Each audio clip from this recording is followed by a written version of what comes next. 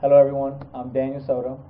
I'm here to give my testimony of my life before Christ and currently into where I am now with Christ. So, before I gave my life, before I would say I'm completely saved to Christ, I grew up in New York City, Catholic school, all the way from pre-kindergarten up to a senior in high school. I knew Christ, I knew who he was, religion classes, everything. Like I said, Catholic school, but I've never really fully committed to Christ.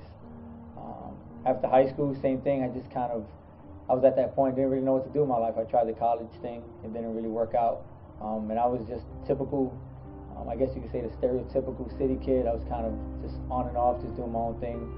Not always the best things. I went to church, but I did the typical Mother's Day, Christmas kind of deal. Nothing that I can say confidently that I was a complete Christian, a Catholic, going to church all the time. One day I decided to join the Marine Corps. I was with my girlfriend at the time, who is now my beautiful wife, Anita. This was back in 1997 when we first got together. So here we are in 2003, we're still dating, boyfriend and girlfriend. I decided I'm just going to leave to the Marine Corps. Me and Anita were having our problems here and there, nothing major. So I leave to the Marine Corps. Things happen. After I come back from boot camp, me and Anita having problems, we go our separate ways, and that hit me pretty hard. Again, being with her for so long, I really wanted to be with her. I knew she was the one for me.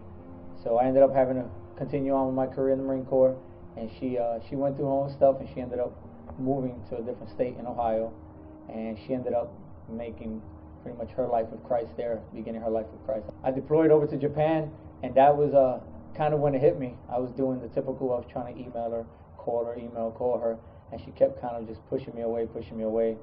So in Japan, a lot of people were telling me, go to church, pray about it. So I did. I started going to church more often on the Sundays or the times that I could, and I started praying about it. Got back from deployment. Me and Anita decided to give it one more chance. Well, I should better say she decided to give me one more chance. But she told me, and this thing, I always say it every time I talk to people, anytime I think about us being back together, and this is kind of my aha moment. She tells me, I'm trying to make my life with Christ. I'm trying to make heaven my home, and if you want to be with me, you need to do the same. And that kind of hit me right there over the head.